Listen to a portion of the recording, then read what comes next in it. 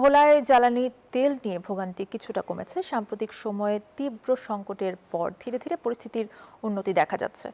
ভোলা থেকে এই বিষয়ে আরো জানাতে সরাসরি যুক্ত হচ্ছেন মোহাম্মদ মঞ্জুর আলম।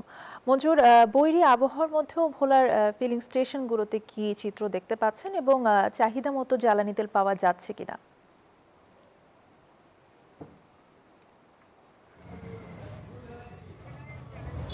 অর্থই আপনি যেরকমটা বলেছেন, বৈরী আবহাওয়ার মধ্যে কিন্তু ভোলায় আমরা এইমাত্র দেখলাম যে ফিলিং স্টেশনে ব্যাপক বাইকাররা আসা শুরু করেছেন। তারা যে পরিমাণ তেল ভোলায় সরবরাহ দরকার সেই পরিমাণ কিন্তু পেট্রোল এবং অকটেন ডিজেল ঠিকমতো পাচ্ছেন না। তার মধ্যেও আমরা যে ফিলিং স্টেশনটিতে রয়েছি, মাশাআল্লাহ ফিলিং স্টেশন, এই স্টেশন থেকে বাইকারদের ঠিকমতো তেল সাপ্লাই দিচ্ছেন যতটুকু সম্ভব, চাহিদা অনুযায়ী মোটরসাইকেলে সহ অন্যান্য যে যানবাহন রয়েছে সেই যানবাহনগুলোতেও তেল দিচ্ছেন। আমরা দেখেছি যে কিছুক্ষণ আগে বেশ কিছু বাসও কিন্তু এখানে এসেছেন এবং ডিজেলের কারণে কিন্তু ডিজেল সংকটের কারণে কিন্তু বাসগুলোতে পর্যাপ্ত পরিমাণে ডিজেল দিতে পারেননি। তো আমরা একটু কথা বলার চেষ্টা করবো মাশাআল্লাহ ফিলিং স্টেশনের তত্ত্বাবধায়ক যিনি দায়িত্বে রয়েছেন।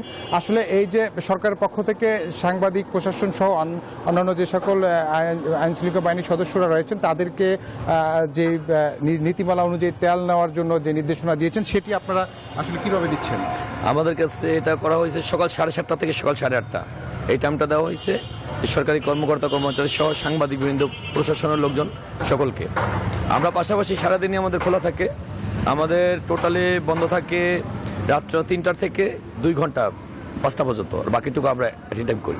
ধন্যবাদ। আমরা শুনেছি, তো উনি আমাদেরকে জানিয়েছেন যে প্রজ্ঞাপনের মাধ্যমে সরকারি কর্মকর্তা সহ আইনশৃঙ্খলা রক্ষাকারী বাহিনীর সদস্যদের জন্য যে সময়টি নির্ধারণ করেছে সেই সময়টি কিন্তু তারা তেল সরবরাহ করছেন। এছাড়া ভোলার সার্বিক পরিস্থিতি বলতে গেলে সংকট কিছুটা রয়েছে, তার মধ্যে কিছুটা স্বস্তিও কিন্তু এখানকার বাইকার সহ অন্যান্য যানবাহনের সদস্য ড্রাইভাররাও কিন্তু শান্তিতে রয়েছেন। তো এই ছিল আমার কাছে ভোলা থেকে পেট্রোল পাম্প থেকে সর্বশেষ তথ্য। ধন্যবাদ। মোহাম্মদ মঞ্জুর আলম জানাচ্ছিলেন ভোলা থেকে।